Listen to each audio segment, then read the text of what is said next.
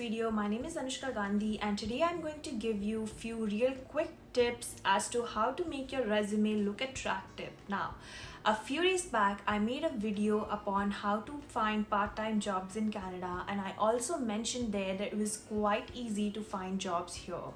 But it's not always about how you approach for the job, but it is also about how your resume stands apart from all those other applications for that particular position. So making a resume is equally important as equal to your approach while finding a job. So now, without wasting any further time, let's dive right into it.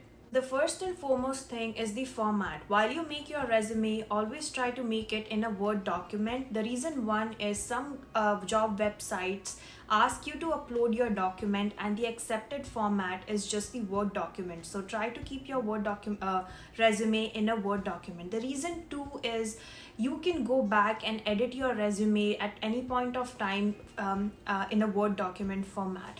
Reason three is in case you need to submit it in a PDF format, transferring your Word document into a PDF format is the easiest process ever. Now, as you start writing your resume, you need to make sure two things, which are the font and font size. In terms of font, you need to make sure that the font which you use is clear and understandable by the ATS system. Now, ATS system is the application tracking system, which is nowadays used by most of the job hiring websites and the job agencies. So make sure you either use an Arial or Times New Roman as your font. In terms of the font size, always go for 11 or 12. It's the most ideal font size which is recommended for a resume. Always keep your resume concise, to the point. Remember, it's not a storybook. The person who is reading that has got a lot more applications to go through, so he might not have enough time to go through all the stuff that you've mentioned. Also, do not make it look very fancy. Keep it very formal, very simple. You do not have to highlight any stuff. Remember, most of the applications here are tracked by the ATS system, which is the application tracking system. So even if you highlight that, it's not going to make any difference. In fact, it may create any confusion to that tracking system. So it's always better to keep it very simple. Do not highlight. As long as you want to make something noticeable, you can increase the font of that particular sentence or that particular area to one number more. So maybe you can just go for a font 14, but do not highlight. Do not make your resume look fancy. Okay, so always be ready to mold and blend your resume as per the job requirement. Just don't make one resume and stick it to almost all the job positions that you're applying for. Look out for what the job position is asking you to do. For example, if it's looking for a good customer service skill, make sure you've mentioned that particular keyword in your resume. If it is looking for someone who has got good vocabulary, good command over English language, make sure you've mentioned about your fluency or your ability of speaking in English in your resume. So always look out for what the job is asking for, what their requirement is, and then provide what you've got. This is how the keywords would be trapped into the ATS system, and that's how your resume would stand apart from everyone else. Okay, so some people have a habit of sticking their own picture and writing resume in big bold words on their resume, which is not at all asked for. It's not indicated, it's not advised, it's not recommended by anyone. So please avoid doing that. Now, the person who is reading your resume 100% knows that it is a resume because he has asked you to send that document. So you do not have to mention it again that it's a resume. Do not stick a picture there, because to be honest, the person wants to know what your qualification is, what your skills are, what your education is. He's probably not interested in how you look like. So it's always better to keep it formal. Do not add your pictures. Do not write resume on it. Now let's talk about the most important part of a resume writing. Now, while you write your resume, you need to make sure that your resume flows well. The information which is put into your resume should be adequate and should be properly situated. You need to always start by writing your name and then you need to give your contact details. For example, you need to mention your email ID. Always give your professional email ID in the email ID section. Then mention your phone number, and you can write your address as well, just to let them know wherein you're situated. You do not have to write your exact address as to what's your apartment number or what's your street name. You do not have to be that specific. Just mention the city name and the province's name, and I think that should be pretty much it. After you write the intro, make sure you give them a small summary of what you are.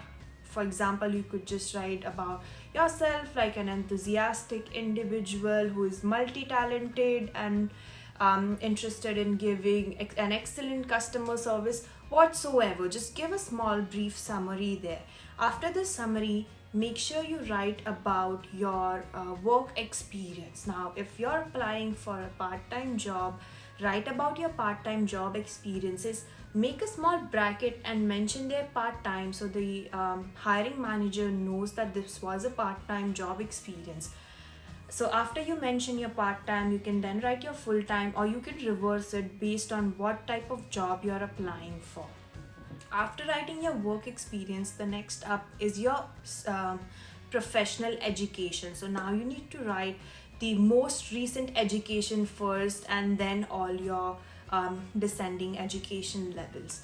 After that, after your education, after your professional education, you're now supposed to write about what professional trainings you have taken, if you have any. For example, if you've done any certifications, any courses, any extra courses, anything that is apart from your professional education are the extra professional trainings, if you have any.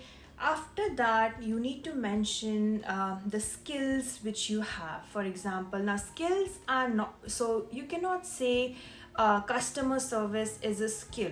No, it's not, because it is something which you learn, and that's what you deliver. But you can definitely say fluency in English is your skill, because that is something which comes from you.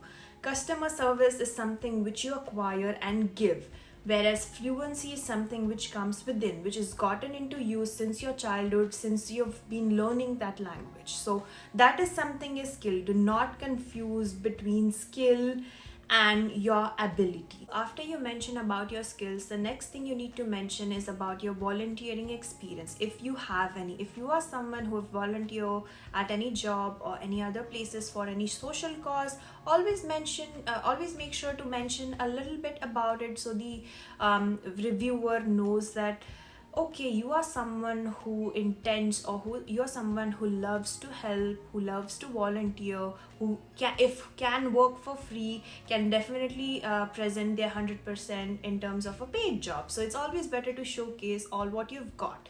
Now, some people also have a tendency of mentioning about their hobbies in their resume. I do not advise that. I'm not someone who would possibly mention about the hobbies like cooking or watching TV or just traveling. I'm not someone who would ask you to do so. The only reason being, it is not relevant to the job. Although if you are applying for a job which asks, for example, if you are applying for a job which is in a food chain, for example, you are applying for a restaurant chef's job and you are someone who has a hobby of cooking, that is where it stands relevant.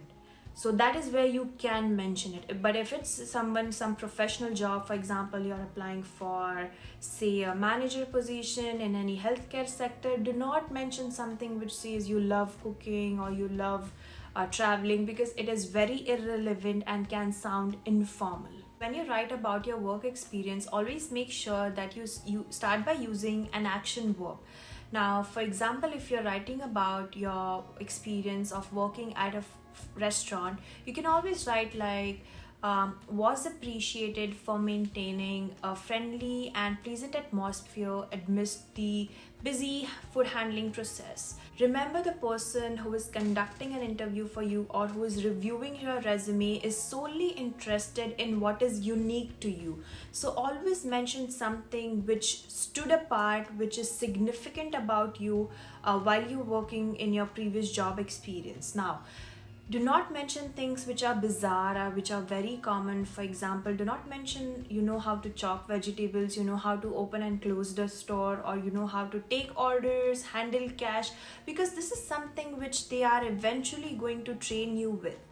So they're not interested in that, they're interested in what is unique about you, why they need to hire you. So always make sure you showcase or you present yourself in that manner. Last thing which I would like to mention about are the references. Now some people have a habit of mentioning about their references on their resume itself, but trust me, you do not have to do that. It is something which is very personal to you and should only be disclosed upon asking. So in terms of your resume, you can always put a point down there saying references dash would be provided upon asking. This is how you're telling them that you do have references, but you would only provide if they ask for it. So if the interviewer needs your resume references, they would definitely reach out to you for them.